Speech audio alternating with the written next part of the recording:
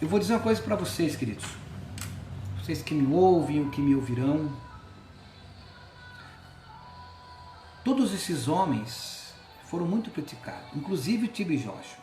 Dizem que ele é feiticeiro, que ele é bruxo. É criticado até pelos evangélicos.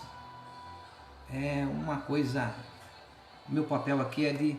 Eu vou dizer uma coisa para você. Na minha opinião, na minha pequena opinião, o profeta Tibi Joshua é um dos... Hoje, vivo, acho que não tem 60 anos.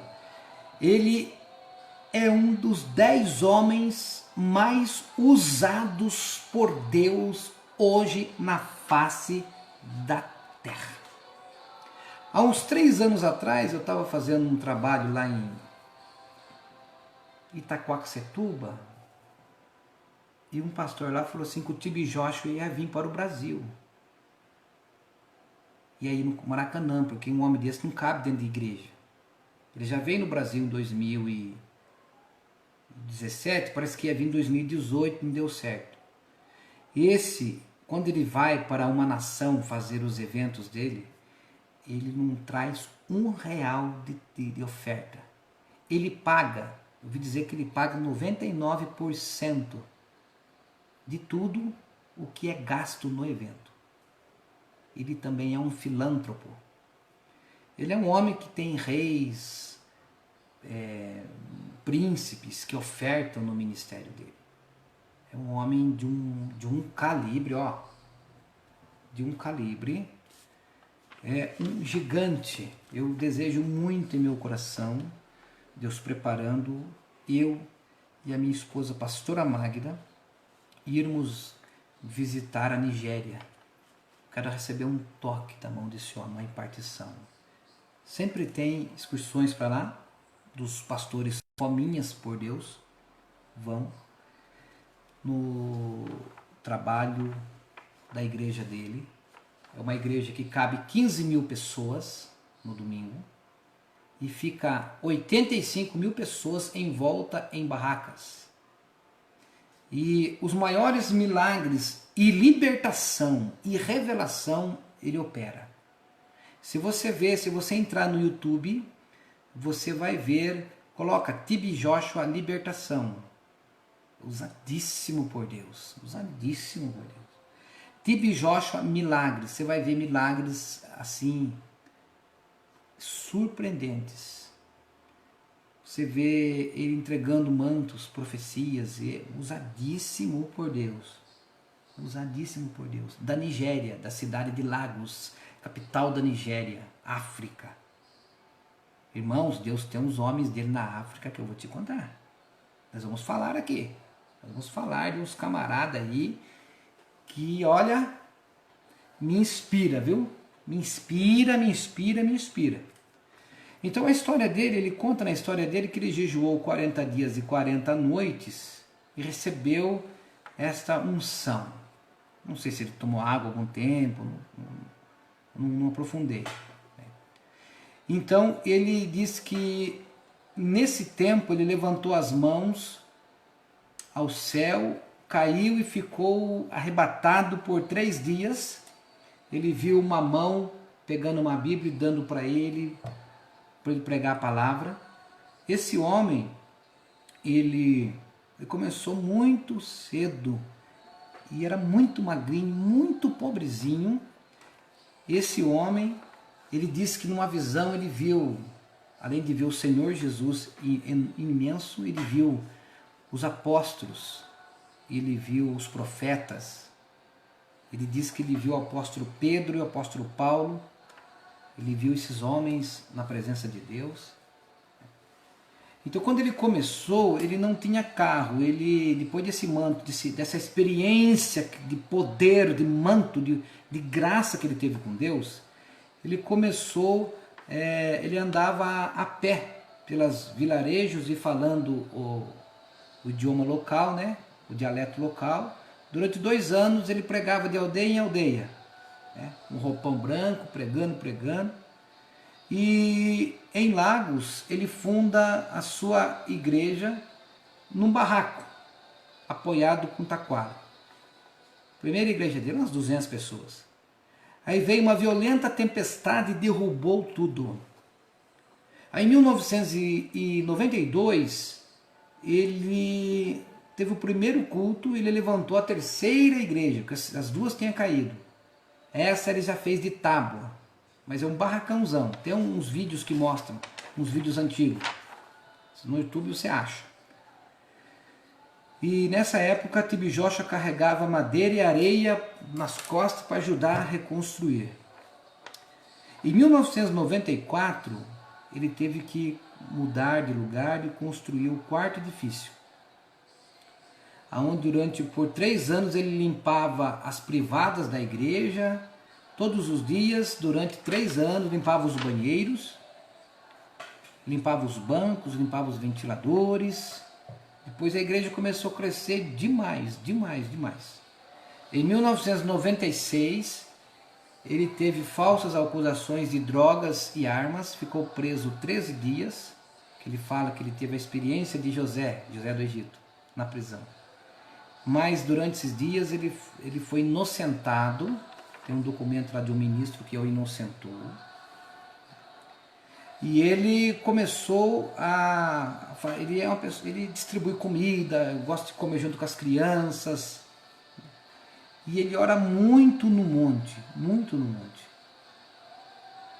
Então vai gente do mundo inteiro na igreja dele. A igreja dele se chama SCOAN, Sinagoga de Todas as Nações. É uma igrejona diferente, meio feita de pedra, o chão, muito colorido. E lá você vê, todos os domingos, as multidões que vai na Nigéria, em Lagos, pastores de todos os lugares do mundo, vai ver Deus usar este homem de forma extraordinária. Cadeiras de rodas são deixadas, milagres instantâneos, cegos, mudos, surdos.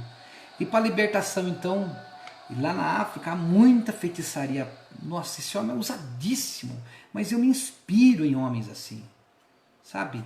Em homens assim eu me inspiro, como Aimé Semple McPherson, como Daniel Berg Gunavingre, como o profeta TB Joshua.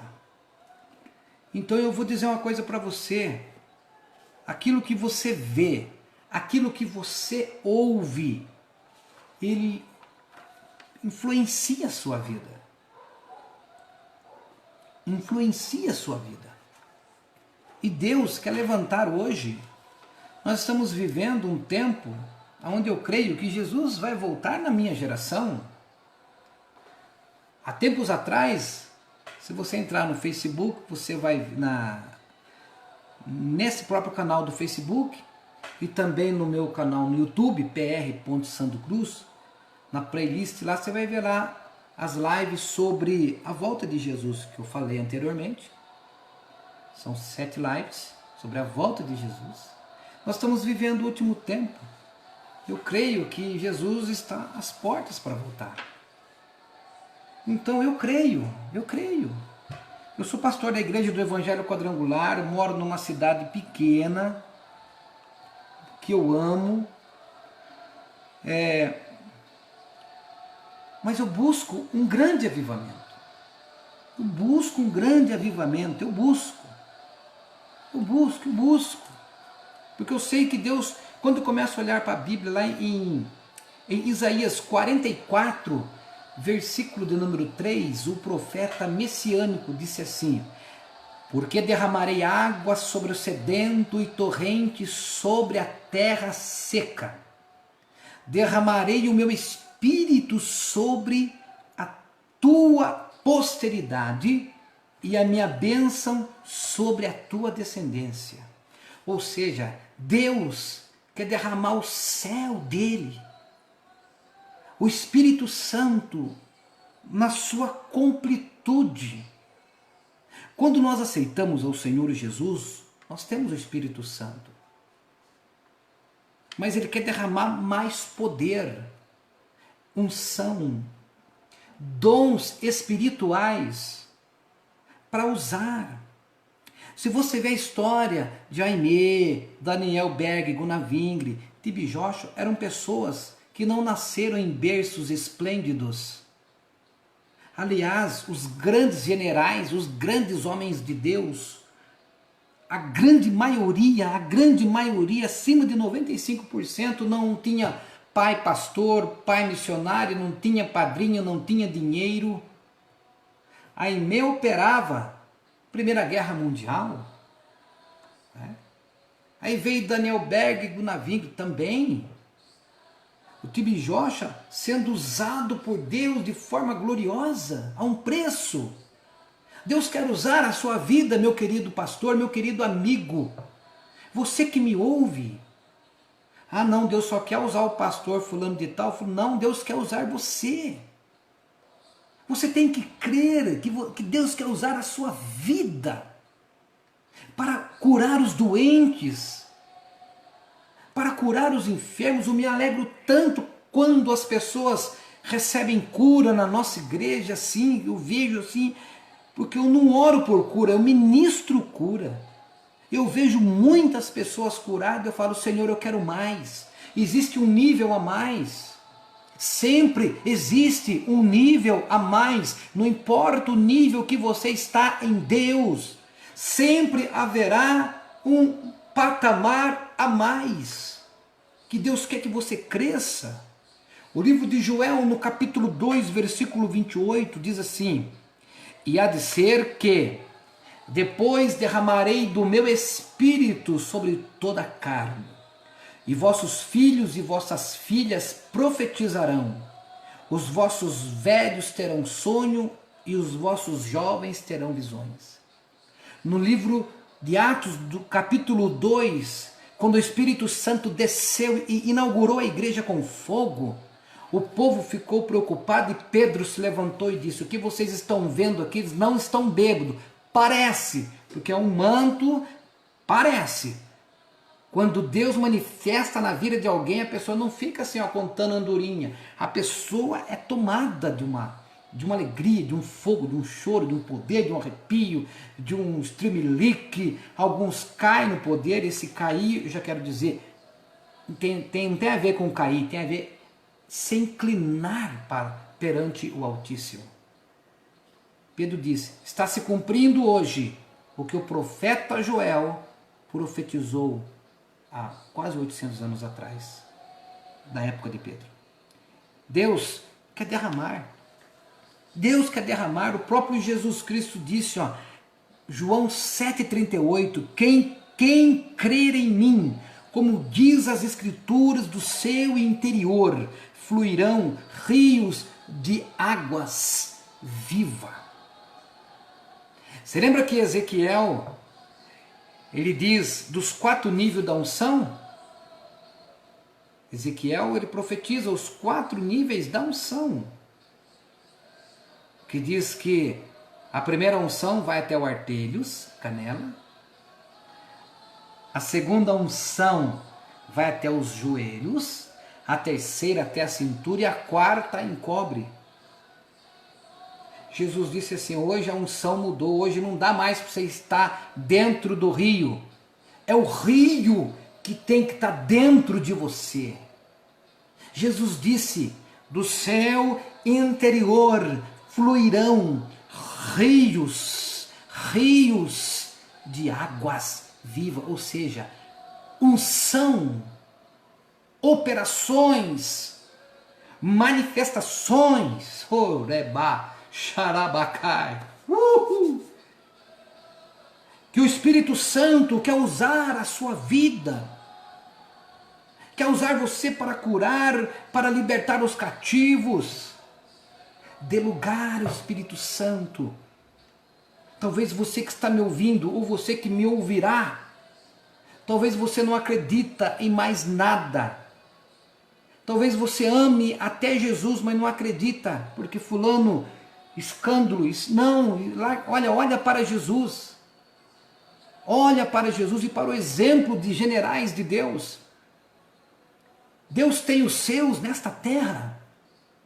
Deus usa homens e mulheres que dão lugar ao seu espírito para isso. Existem algumas coisas para o avivamento descer primeiramente na sua vida.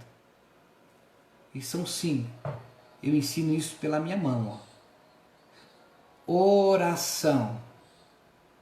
Tenha um padrão de oração, de estar com Deus 1 hora todos os dias.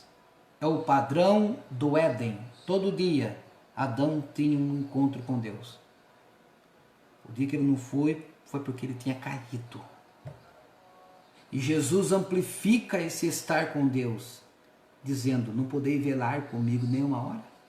Entra no quarto, fecha a porta, o céu se abrirá, teu pai que te vê em secreto te recompensará. Se você manter 1 hora na presença de Deus, você pode orar uma meia hora, cantar uns 3 louvores, não deixe de ler pelo menos um pouco da Bíblia, fale em línguas estranhas, fica um pouco em silêncio, gaste 1 hora na presença de Deus todos os dias. Outra coisa, jejum. Ah, mas o jejum nos quebra. A Bíblia fala que o jejum era usado para várias áreas no Antigo Testamento e no Novo. Jejum, mantenha um estilo de vida de jejum. A terceira coisa que vai atrair um avivamento, sabe o que é, meu querido, minha querida? É você amar a palavra. É você ler a palavra. É você meditar. Sabe o que é meditar? Meditar é você ler um versículo e pregar para você mesmo. Palavra. A quarta coisa é santificar. Santificar é lutar contra os pecados, lutar contra a sua alma, contra o seu corpo. Santificar. Certo? E a quinta coisa. Tudo isso, você está na igreja, você está buscando a Deus, recebendo a direção de um pastor, você tem que ser pastoreado, você tem que ser mentoreado. Então tudo isso debaixo de uma casa. Jesus disse: a minha casa é chamada casa de oração. Estou falando da igreja. Apocalipse diz que ele passeia, que o Senhor passeia entre os castiçais. Os castiçais é a igreja. Deus não precisa de igreja, mas Ele instituiu a igreja para nós termos o nosso momento. A quinta coisa é você falar: usa-me, Senhor. Usa-me, Senhor. Usa-me. Aí Ele vai começar a usar você dentro da sua casa, você ser bênção dentro da sua casa. Não adianta ser feroz lá fora e na casa mandar a mulher calar a boca, sabe, ser agressivo, não, dentro de casa. Mas nessa 1 hora com Deus, todo dia, você e eu seremos transformados de glória em glória, de fé em fé, de vitória em vitória. E você, jejum, vamos lá, oração, jejum, Bíblia, santidade e deixa o rio fluir, disponível para o próximo, sabe?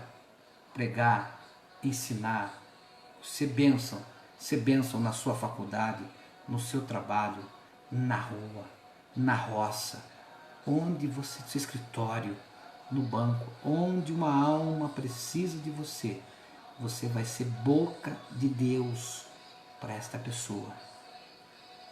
Isso atrai o avivamento, isso atrai a presença, isso atrai a graça de Deus, isso atrai, porque a igreja, muito fácil ir para a igreja aos domingos, ficar das 8, 7h30 às 9, já servia a Deus. Serviu o quê? Não, já servia a Deus, pastor. Dei meu dízimo, dei minha oferta, cantei, isso é obrigação. A igreja, você não vai para servir a Deus. A igreja você vai para receber graça, sabedoria. É claro que tem os louvores, o diaconato, as pessoas. Estou falando de uma maneira, está me entendendo? Mas eu não posso servir a Deus 1h30 por semana. Já servi não. A igreja é como se fosse o intervalo de um jogo de futebol. É onde você recebe mentoria. O jogo é lá fora. É além das quatro paredes. É lá na favela, é lá no morro, é lá na casa do, é lá no bairro nobre. É onde você for, você brilhar, você pegar fogo pela presença do Espírito Santo. É um estilo de vida. O cristianismo não é uma religião. O cristianismo é um estilo de vida. O cristianismo é relacionamento. Deus quer usar você. Deus quer usar a sua vida. Vou usar as últimas, para encerrar essa live, 1 minuto, vou usar as palavras de Gunnar Vingre.